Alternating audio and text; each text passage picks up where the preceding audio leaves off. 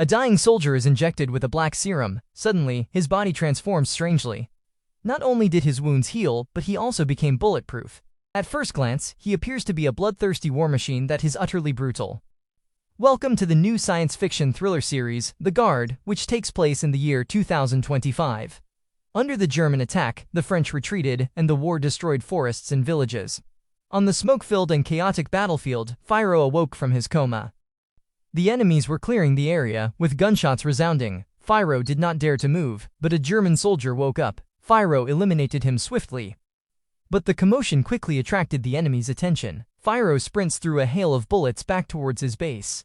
A shell exploded beside him, its deafening roar filling his ears, drowning out the desperate shouts of his comrades. And as a tragic consequence, he stepped on a landmine.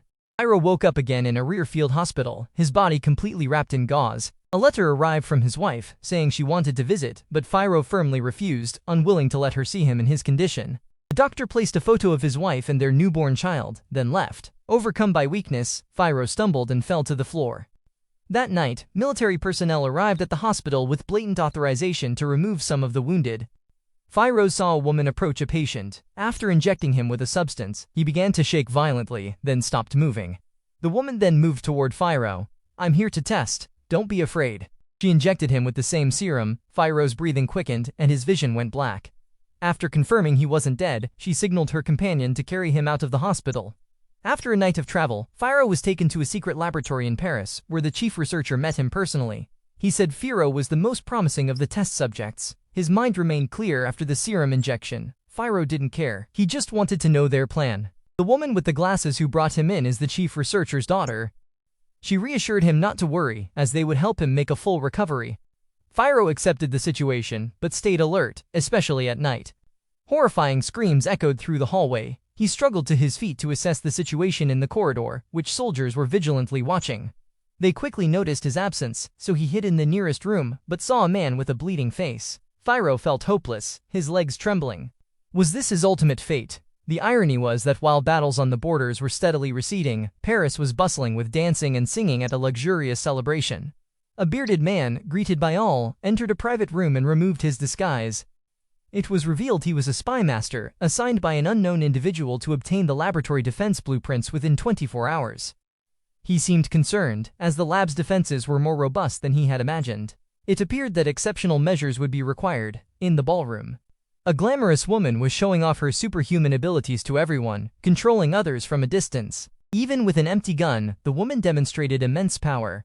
It was surprising to discover that this superpowered woman worked for the spy master. That night, she targeted a lab researcher at the party. She took out a pre-prepared photograph, activated her power, and instantly gained control of his consciousness through their shared vision. She finally saw everything: the laboratory's layout and the guard's shift schedule. The woman copied everything. With these two items, the laboratory defense blueprints would be useless. Meanwhile, Fyro was returned to his room. Colonel Milo, the head of the laboratory, appeared and told Fyro they were secretly developing a unique theorem that could turn the tide of war. But unfortunately, very few could adapt to it, and Fyro was one of them. The colonel gave him a choice: go back to the hospital for amputation and disfigurement, or stay for another chance.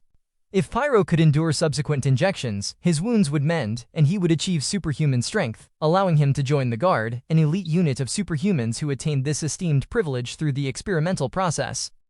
With the highest state honors, Fyro chose the second option instantly. No disabled person would decline this offer. But as he lay on the experiment table, the memories came flooding back. It turned out the previous black serum was just the beginning. The dosage required for the official experiment was despair-inducing. Fyro felt as if his body was about to burst, his blood vessels rapidly distending, and his vital signs severely elevating. The chief researcher appeared grim-faced.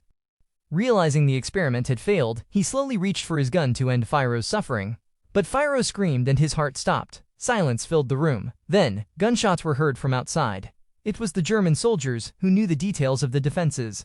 The enemy forces had stormed the lab, advancing as if it were their own territory. Colonel Milo, sensing complete defeat, ordered the researchers to withdraw, then retreated to his office. The confidential data must not fall into enemy hands. Meanwhile, the German soldiers were sweeping through the laboratory, acting under strict orders to leave no one alive. A soldier opened the treatment room door, saw Fyro on the operating table, and stabbed him without hesitation. Suddenly, Fyro's black eyes snapped open. Martha, hiding under the table, witnessed it all. When other soldiers entered, they found their comrade's body on the floor. In her panic, Martha dropped a test tube, and the sound caught the soldiers' attention. But Fyro, bandaged, suddenly appeared behind them. His limbs possessed terrifying power, rendering him bulletproof. In moments, Pyro decimated the entire German squad, appearing like a bloodthirsty war machine. The special theorem seemed to have activated. As Martha stood stunned, Fyro abruptly began to choke her. But before she suffocated, the blackness in his eyes gradually faded. Fyro awoke, disbelievingly looking at his hands. When did he become so strong? The attackers got in and out quickly, taking advantage of the changing of the guards. After the chaos, the researchers were almost completely slaughtered. Even the chief researcher was burned alive. The colonel was stunned by Fyro's heroic performance, as no previous test subject had ever achieved such results. He ordered Martha to monitor Fyro and report back every hour. Martha asked about informing his wife, but the colonel shook his head, saying he would handle it. Soon after, a soldier gave Fyro's wife a death notice, saying he died in the lab. Fyro suddenly began to tremble. That terrible power awakened on its own, and in a daze, he saw an armored soldier. The other side sensed Fyro's presence. He said in fluent German, "I will eliminate the guard myself when the time is right." It appears the German army possesses secret weapons. The lab attack enraged the French, who quickly gathered resources and identified the culprit. Grubb, the spy master who leaked the intelligence, was in fact a high-ranking enemy agent. That was his true identity revealed. Command ordered the colonel to begin a secret operation to capture him alive. Fyro displayed extraordinary abilities. Again, all his wounds healed in days, leaving only a few scars. Fyro apologized to Martha, recalling he'd almost choked her. Martha replied with understanding, saying it was unnecessary. Many people lose mental and physical control for a short time after being injected with the serum, but this stops once the body adapts. Fyro asked to see his wife and son, but Martha said she needed Colonel Milo's approval for that. Fyro put on a clean uniform and went to the colonel's office to officially join the Guard's special forces, as agreed. But Fyro insisted on seeing his family, an idea Colonel Milo firmly rejected. Soldier Fyro is officially dead. This applies to everyone in the Guard's special forces to ensure the serum's secrecy. Fyro argued his wife would keep the secret. The colonel retorted, "German spies are infiltrating everywhere. Keeping your wife in the dark is truly for her own good." The colonel promised that as soon as the war ended, Fyro would be reunited with his family as a national hero. After all this, Fyro had no other choice but to compromise. Fyro's poor wife is searching for news of him, refusing to believe he simply died.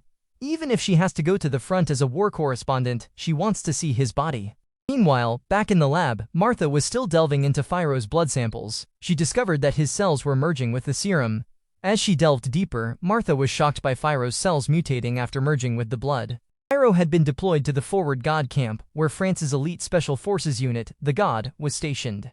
These men appeared ordinary, yet Fyro understood that each of them had been subjected to the experimental serum modification, granting their bodies superhuman abilities. On his first day, Fyro received his uniformed gear. It consisted of rare metal armor, extraordinarily light yet offering protection equivalent to a 2-inch thick steel plate, and a helmet equipped with serum injectors. Providing additional support in battle, the powerful serum soldiers with their lethal equipment are like gods of war on the field. Therefore, the French High Command relies on them to change the course of the war. However, the serum's success rate is quite low, and with an insufficient number of guards to turn the tide of war, their role is restricted to special team missions. That day, intelligence decoded secret German communications, revealing that the attacking forces would withdraw at 6 p.m. The commander of those forces was the spy master, Gruppe, who had stolen critical information. The guard team receives an order: capture him alive at all costs. Fyro will join the mission. What impact will these formidable killing machines have on the battlefield?